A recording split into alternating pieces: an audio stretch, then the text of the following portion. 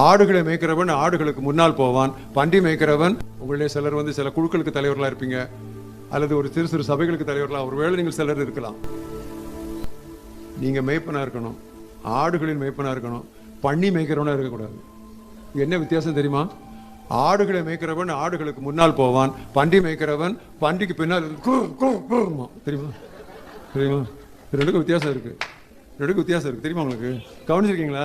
ஆடு மேய்க்கிறவன் போனா பின்னால வந்தா வரும், பன்னி மேய்க்கிறவன் பின்னால் இருந்துட்டு இப்படியே வரட்டும். நான் பன்றிகளா? ஆடு. அப்ப என்ன அர்த்தம்? முன்னால போறான், அவன் ஒரு மாதிரி காட்டிக்கிட்டே போறான். எப்படி போகணும், எப்படி ஊழியம் செய்யணும், எப்படி ஆத்மாதாயம் பண்ணணும்னு சொல்லி அவன் ஒரு முன்மாதிரியாக முன்னால் செல்கிறான். ஆடுகள் அவனை பின்பற்று. பின்னால் இருந்து மக்களை விரட்டுறது அவன் பண்ணி மேய்க்கிறவன்.